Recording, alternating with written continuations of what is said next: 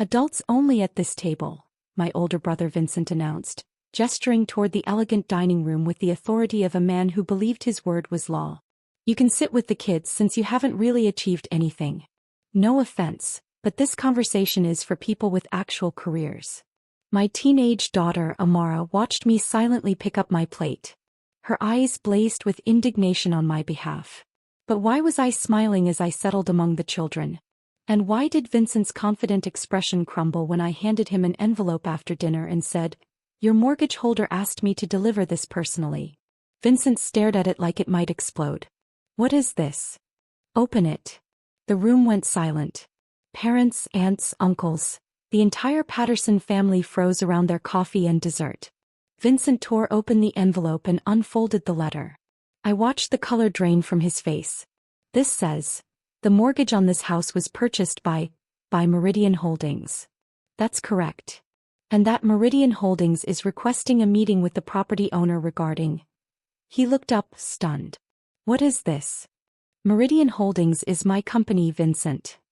I smiled pleasantly. "I bought your mortgage from the bank 18 months ago. I own the house you just kicked me out of the adults' table for not being accomplished enough to sit in." The silence was deafening. I'd always been the family afterthought. In the Patterson household, worth was measured in neat, presentable categories. Titles, corner offices, achievements that could be bragged about at dinner parties. Vincent was a senior partner at a law firm. My sister, Claudia, ran marketing at a Fortune 500 company. My younger brother, Marcus, was a VP of operations. And then there was Eleanor. Ellie, the middle child who never found her footing. That was the family narrative anyway. Ellie dropped out of business school. Ellie worked odd jobs. Ellie never settled into a career. Ellie was the cautionary tale parents used to motivate their children to be more like Vincent or Claudia.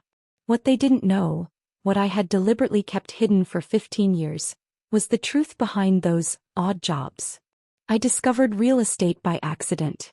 At 24, broke and directionless, I took a job as an assistant to a property investor named Margaret Chin.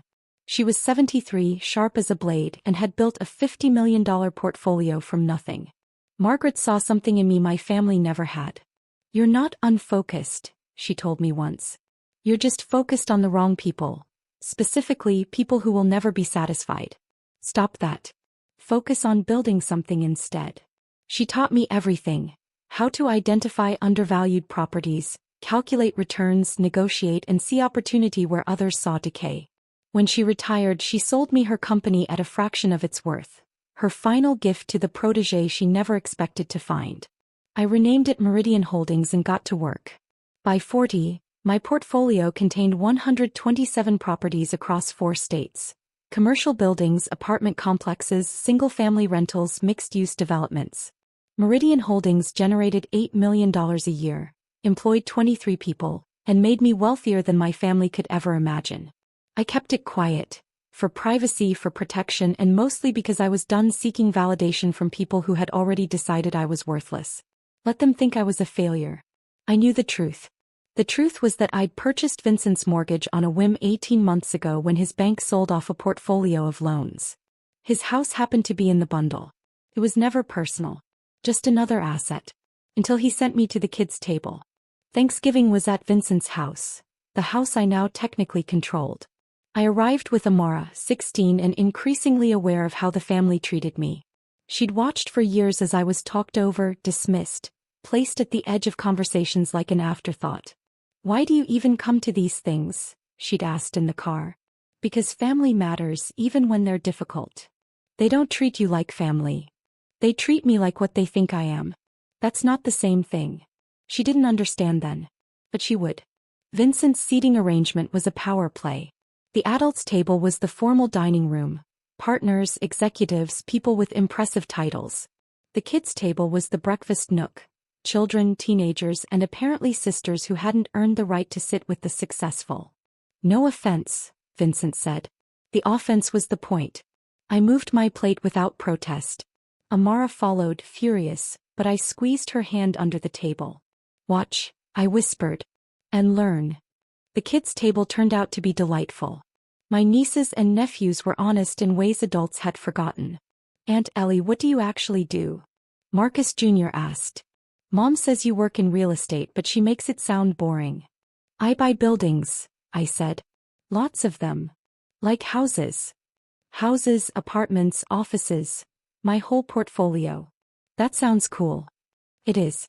Your mom just doesn't know the details. Dinner passed pleasantly.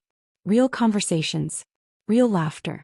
While my siblings discussed promotions and stock options at the adults' table, I enjoyed something far more genuine. After dinner, I retrieved the envelope from my purse. Your mortgage holder wanted me to deliver this personally. The air thickened as Vincent read the letter. You own my mortgage? Meridian Holdings does. Which I own. So yes. Since when? 18 months. And suddenly, the woman who hadn't achieved anything was the one person in the room who owned the house they were all sitting in. Yours was included. Why didn't you tell me? Vincent demanded, voice sharp with panic. Why would I? I replied calmly. It was a business transaction. I buy lots of mortgages. I sat down across from him, composed while chaos erupted around us.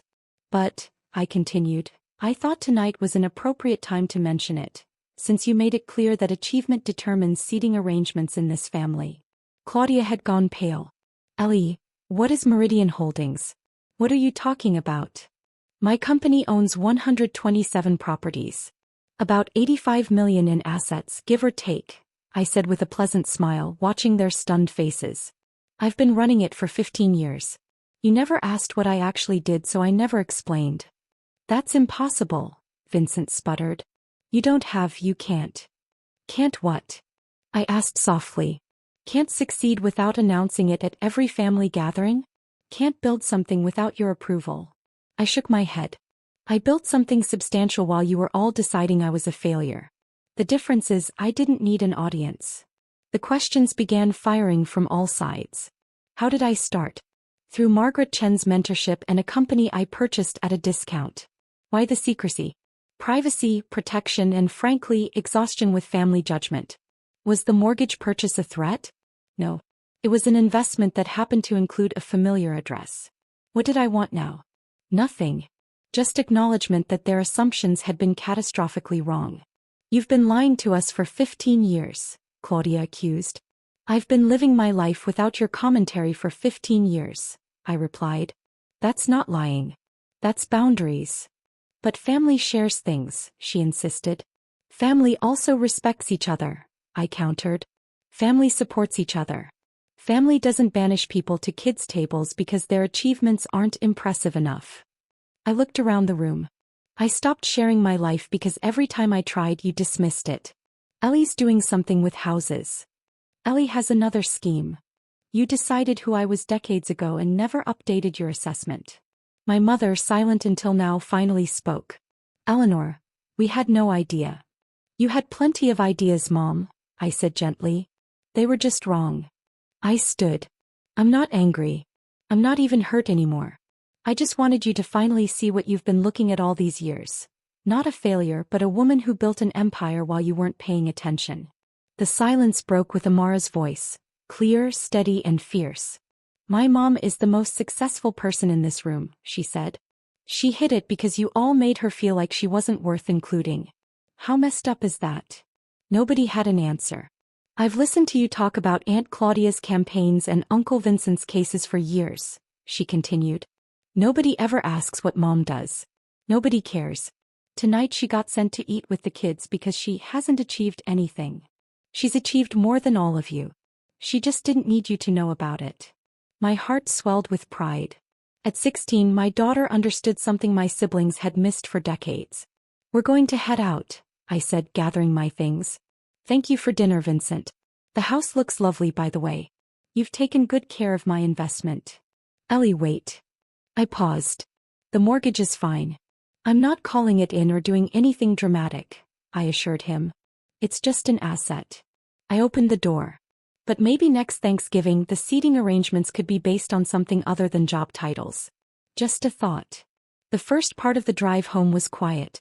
Mom, Amara said finally, that was incredible. I'm not sure incredible is the right word, I murmured. They've been awful to you forever and you handled it like it didn't even bother you. Oh, it bothered me. For a long time. Years of feeling less than. Of questioning my choices. Of wondering if they were right about me. I smiled at her. But somewhere along the way I stopped measuring myself with their ruler.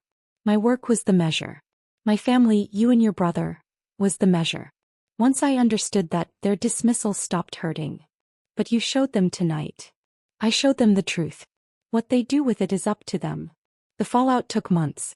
Vincent called to apologize, awkwardly, clearly coached by his wife. Claudia reached out, though her questions about my portfolio felt more like an audit than genuine curiosity. My mother cried on the phone about missing so much of my life.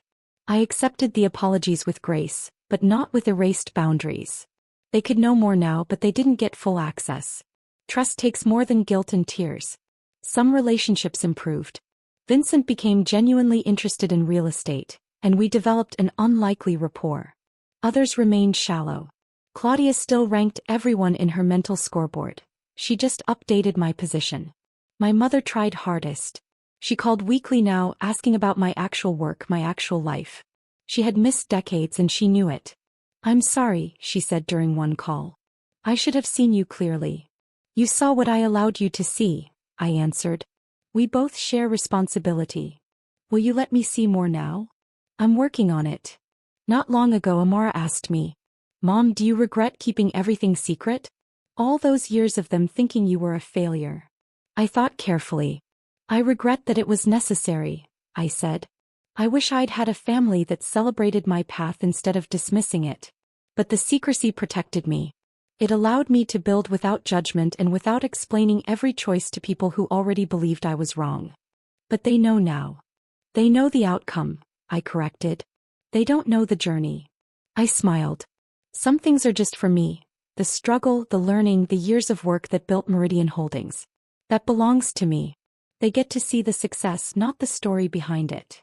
"That's actually beautiful, Mom. That's actually boundaries, sweetheart." Last Thanksgiving was at Claudia's house. I sat at the main table. They made sure of it. The conversation included my work, my opinions, my expertise. They'd finally learned that quiet success can be the most substantial of all. After dinner, Vincent raised his glass. "To Ellie, thank you for teaching us that we don't always see what's right in front of us." I accepted the toast graciously. Later, as Amara and I dried plates in the kitchen, she said, "You know what's funny? They respect you now because of the money, the portfolio, the mortgage." "I know. Does that bother you?" "It used to," I admitted. "But I've made peace with it." I set down a plate. People see what they're able to see. For years they saw only my lack of visible success. Now they see only my visible success. Neither version is the whole truth. What's the whole truth? I smiled at my daughter. That I built something I'm proud of. That I raised children I adore. And that I learned to stop measuring my worth by anyone else's standards. I squeezed her hand gently. That's the whole truth. And that truth existed whether they saw it or not.